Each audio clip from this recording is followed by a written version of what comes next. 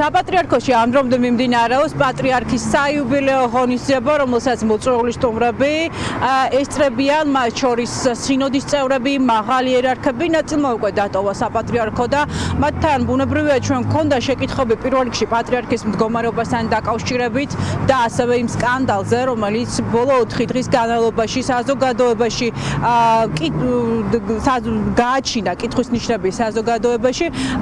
პირველი რომელმაც დატოვა დღევანდელი ღონისძიება ეს იყო მეუფე ნიკოლოზი, ახალქალაქის კუმურდოსა და კარის მიტროპოლიტი, რომელსაც ჩვენ ვკითხებთ, იყო თუ არა დღეს განხილვის თემა საპატრიარქოს შიგნით ეს სკანდალი, თუმცა მან თქვა, რომ მოწვეულ სტუმრებთან ერთად მას ეს საკითხი არ გაუვლია პატრიარქთან, თუმცა დადასტურებით გითხრა, რომ მიცია იმის შესახებ გავრცელებული ინფორმაცია, რომ პატრიარქი არის შეუძლოდ, იმდენად შეუძლოდ, რომ მან ვერ შეძლო საკუთარი მოქალაქეებისთვის მიელოცა ახალი წელი, მაშინ რატომ გახდა საჭირო და ვინ დგას ამ ყველაფრის უკან, იმ დამონტაჟებული მილოცვის, გაყალბებული მილოცვის უკან, რომელიც გაავრცელა საპატრიარქოს ოფიციალურმა გლობმა, იქმა სამთავრობო მედიებმა, ამ კითხვაზე პასუხის გაცემისგან მაღალმა იერარქმა თავი შეიკავა, უფრო მეტიც მან გითხრა, რომ პატრიარქი არის იმდენად კარგად, რომ ის გალობს კიდეც შესაბამისად, მას შეეძლო, რომ ახალი წლის ღამეს მისი მოქალაქეებისთვის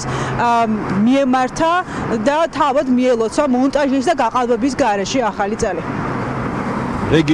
რეგენტი არის ორშიო ღამეო საღამოს რომ მივედიო რამდენიმე საათი არ გამომიშვაო ერთად ვიგალობეთ და მე ვეუბნებოდი რომ დაისვენეთ რაღაცა არ მიშვებდა არაფრითო რა და მაგალობა და რამდენიმე საგალობელი ესე ორ ხმაში ერთად შევასრულეთ. საუბარი შეუძლია, გალობა შეუძლია, გალობა იქ ჩვენც ვიგალობეთ ერთად. რას ნიშნავს ის ვიდეო, რომელიც გავრცელდა? არ ვიცი ახლა ვიღაცამ ხადებათ ხო ნახეთ რომ ეხლა მე იმას არ დავასახელებ წყაროს, მაგრამ ერთ-ერთი ცნობილი, ძალიან ცნობილი პოლიტიკოსის ცნობილი ფრაზაა, რომ გვინდოდა როგორც უკეთესად გამოვიდა, როგორც ყოველთვის. თქვენ გამორიცხავთ, რომ ეს ყველაფერი დაგეგმილი პროვოკაციაა, პატრიარქის გასაშავა. კაცო, ვიღაცამ რაღაცა ვერ იმასქნა. პატრიარქის გადადგომასთან დაკავშირებით ისევ ერთხელ კითხავთ, იმიტომ რომ განიხილება. დამორიცხული არა, რას ლაპარაკობთ, დაივიწყოს ყველა მე გამოვიდა.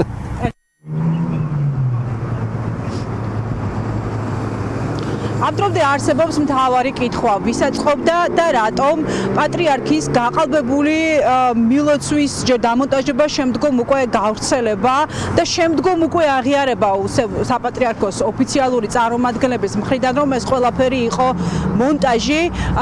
ეს არის ის კითხვა, რომელიც საზოგადოებას აქვს ამ დრომდე და ჯერ კიდევ პასუხგაუცემელია.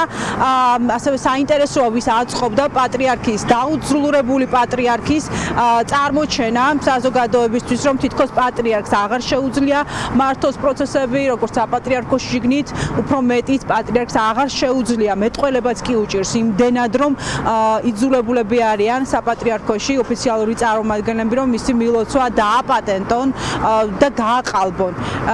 ეს კითხვა გქონდა, ბუნებრივია ჩვენ როგორც მოგიყევით პატრიარქის მდგომარეობასთან დაკავშირებით დღეს მთელი დღის განმავლობაში და ვკითხეთ მოწვეულ სტუმრებს, ერთ-ერთი მათგანი იყო ლაშა გლონტი მომღერალი, რომელიც მოწვეული იყო საიუბილეო ღონისძიებაზე, მან იმღერა როგორც თავად მოგვახსენა, შეხვდა პატრიარქს და თქვა, რომ პატრიარქს ის ესაუბრა და მას მეტყველება არ უჭირს.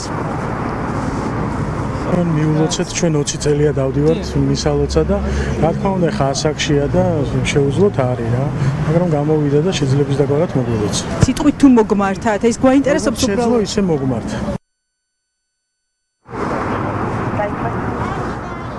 შევჩებით საპატრიარქოსთან და ვცდილობთ, რომ უფრო მეტი დეტალი გავიგოთ ამ სკანდალთან დაკავშირებით, მოვისმინოთ ოფიციალური განმარტებები თავად მაღალი იერარქებისგან, სინოდის წევრების მხრიდან, რომლებიც ახლა ამ წუთებში იმყოფებიან ღონისძიებაზე და ბუნებრივია ისინი ესაუბრნენ პატრიარქს, ასევე ესაუბრნენ პატრიარქის ოფიციალურ წარმომადგენლებს, მათ შორის ანდრია ჯაღმაიძეს, რომელმაც გაავრცელა გუშინ ოფიციალური განცხადება ვიდეო მილოცვასთან დაკავშირებით და აღიარა, რომ ეს ყველაფერი იყო გაყალბებული და იყო მონტაჟი.